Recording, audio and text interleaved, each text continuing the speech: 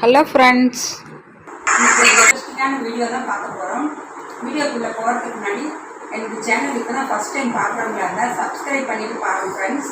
பக்கத்துலேயே ஒரு bell icon வரும், அதையும் டச் பண்ணால் ஆளுன்னு ஒரு ஆப்ஷனோட ஒரு பெல் ஐக்கான் வரும், அதையும் டச் பண்ணிடுங்க.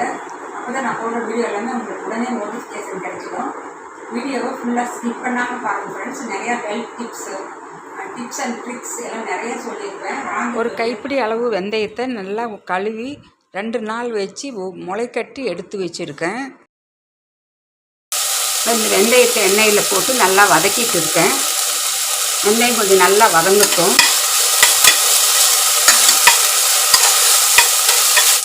வெந்தய சாதம் அடிக்கடி எங்கள் வீட்டில் செய்வோம். எல்லாருக்குமே ரொம்ப பிடிக்கும். வெந்தயம் உடம்புக்கு ரொம்ப நல்லதுன்னு சொல்லி, அதுவும் இது மாதிரி முளைக்கட்டி சாப்பிட்றது இன்னும் நான் ரொம்ப நல்லதுன்னு சொல்லி அடிக்கடி செஞ்சு கொடுப்பேன். எல்லோரும் விரும்பி சாப்பிடுவாங்க. இதில் கருவேப்பிலை நல்லா 2-3 கிள்ளி போடுங்க. அப்படியே போட்டால் கொழுக்கி வச்சுக்குவாங்க. இது மாதிரி கிள்ளி போட்டால் அப்படியே சாப்பிடுவாங்க. காரத்துக்கு பச்சை மிளகாய். இந்த ரைஸ் கொஞ்சம் கூட கசக்காதுங்க. வெந்தயம் நினச்சி கசக்குன்னு நினைக்காதீங்க. கொஞ்சம் லைட்டாக இனிப்பாகவே இருக்கும். என்னுடைய குக்கிங் எல்லாத்துலேயுமே ஆயில் ரொம்ப கம்மியாக தாங்க ஊற்றிருப்பேன். நிறையா சொதன்னு ஆயில் போட்டு வெங்காயத்தை வதக்கிறப்பெல்லாம் நிறைய ஆயில் தெரியும். என்னுடைய குக்கிங்கில் லெஸ் ஆயில் தான் இருக்கும். பெரிய வெங்காயம் இது மாதிரி நல்லா கட் பண்ணி வச்சுருக்கேன், அதை போட்டுக்கலாம்.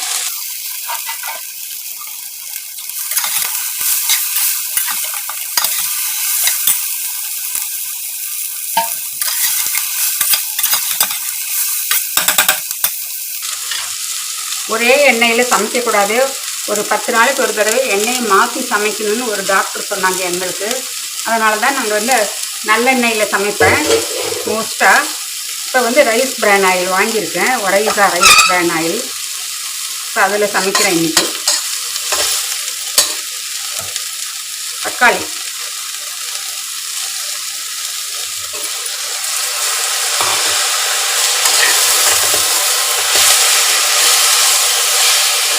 இந்த தக்காளி வெங்காயமெல்லாம் வதங்கிறதுக்கு ஒரு பிஞ்ச் உப்பு ஆட் பண்ணிக்கலாம். சீக்கிரமாக வதங்கிடும்.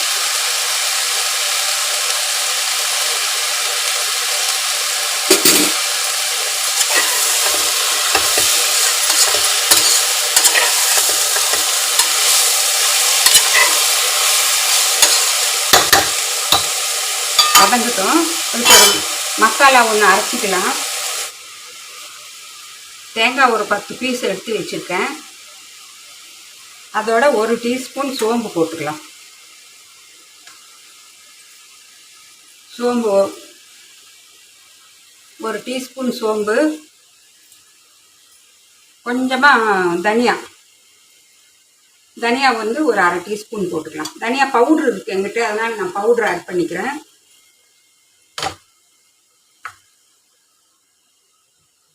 நல்ல நைஸ் பேஸ்ட்டாக அரைச்சி எடுத்துக்கலாம். நைஸ் பேஸ்ட்டாக அரைச்சி எடுத்துக்கிட்டேன். இப்போ கொஞ்சம் தக்காளி மசிட்டோம். ஸ்டவ்வை கொஞ்சம் இன்க்ரீஸ் பண்ணியிருக்கேன் ஃப்ளேமை. வேறு எந்த மசாலா பட்டை லவங்கம் கிராம்பு எதுவுமே வேண்டியதில்லை. இருக்குது வெறும் சோம்பு தனியாக தாங்க. கலர் கூட மஞ்சத்தூள் போடாமல் தான் செய்வேன். இந்த வெந்தய கலர்லேயே கொஞ்சம் லைட்டாக வெந்தய கலரில் வரும் சாதம். வெந்தயத்தில் நிறைய நார் சத்து இருக்குது. இதில் கரையும் நார் சத்துன்னு இருக்கிறதுனால நம்ம ஹார்ட்டுக்கும் ரொம்ப நல்லது. நம்ம குடல் இயக்கத்துக்கு இது ரொம்ப ஹெல்ப்ஃபுல்லாக இருக்கும். இந்த மாதிரி கரையும் நார் சத்து இருக்கிறது பெருங்குடல் சிறுங்குடல் எல்லாம் நல்லா நார்மலாக நல்லா வேலை செய்கிறதுக்கு இந்த நார் சத்து ரொம்பவுமே இன்றியமையாதது. இந்த நார் சத்து, கரையும் நார் சத்துங்கிறது. இதில் கொஞ்சம் பெருங்காய பவுடர், எல்லாத்துலேயுமே நான் கொஞ்சம் பெருங்காய பவுடர் போடுவேன். இது ரொம்ப டேஸ்ட்டாகவும் இருக்கும். நம்ம ஃபுட்டில் ஒரு நல்ல ஒரு ஃப்ளேவர் கொடுக்கும். ஒரு அரை டீஸ்பூன் அளவுக்கு பெருங்காயத்தூள் ஜீரணத்துக்கும் ரொம்ப நல்லது. இப்போ நான் தண்ணி ஊற்றிட்டு வரேன். இந்த அரைச்ச மசாலாவும் போட்டுக்கலாம்.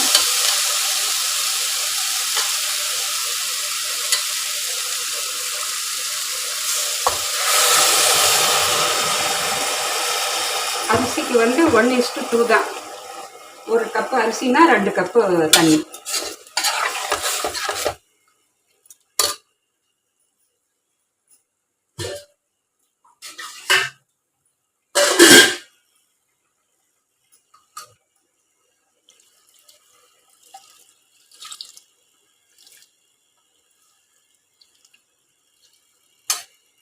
தேவையான அளவு உப்பு ஆட் பண்ணிக்கலாம். வேறு எதுவுமே இதில் நான் போடல. பட்டை, லவங்கம், கரம் மசாலா எதுவுமே தேவையும் இல்லை. அப்புறம் தான் வெந்தய ரைஸ் அந்த வெந்தய ஃப்ளேவரில் வாசனையாக நல்லாயிருக்கும். 1 கப்பு நிறைய அரிசி போட்டிருக்கேன். அதுக்கு தேவையான அளவு உப்பு.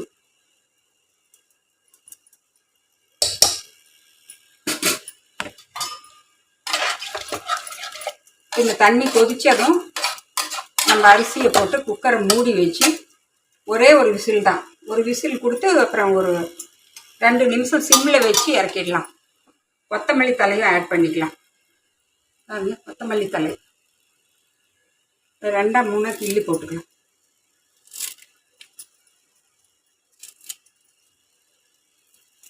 வேற புதினாலாம் எதுவும் தேவையில்லை இதுக்கு.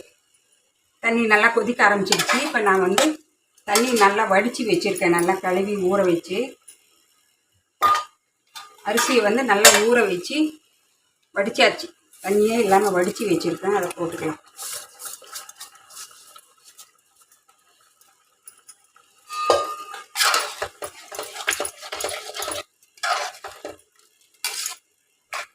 இதை மூடி வச்சுக்கணும்.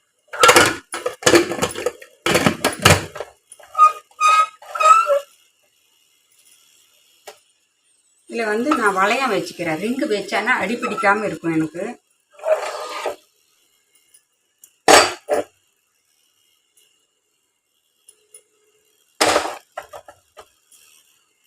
இப்போ ஸ்டவ்வை ஹை ஃப்ளேம் பண்ணியாச்சு. ஒரு விசில் வந்தால் போதுங்க. ஒரு 5 நிமிஷம் சிம்மில் வச்சிடலாம். விசில் வந்தப்புறம்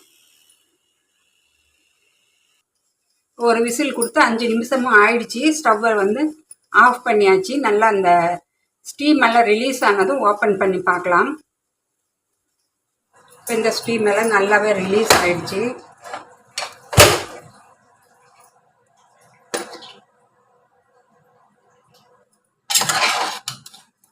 சூப்பராக ரெடி ஆயிடுச்சுங்க. அடியிலையும் பிடிக்காம. இதில் வந்து நான் கொஞ்சம் நெய் ஊற்றிக்குவேன். ஒரு டேபிள் ஸ்பூன் அளவுக்கு நெய் ஊற்றிக்கலாம். நெய் வந்து ரொம்ப பிரியம், இன்னும் கூட நிறையா வேணுன்னா கூட ஊற்றிக்கலாம்.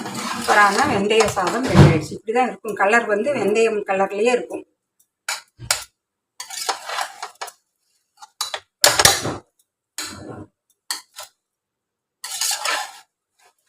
கரெக்டாக தண்ணியோட அளவு எல்லாமே சரியாக இருக்குது. அவ்வளோதாங்க. இப்போ ஸ்டவ்வை ஆஃப் பண்ணியாச்சு. ஸ்டீம் எல்லாம் ரிலீஸ் ஆகிடுச்சு. சாதமும் ரெடி ஆகிடுச்சு. உங்கள் ஃபீட்பேக்கை கமெண்ட்ஸ் போடுங்க ஃப்ரெண்ட்ஸ். நீங்களும் இதே மாதிரி செஞ்சு சாப்பிட்டு பாருங்கள். ரொம்ப ஹெல்த்தானது. நான் மறுபடியும் அடுத்த ஒரு இன்ட்ரெஸ்டிங்கான வீடியோவில் சந்திக்கிறேன். பை.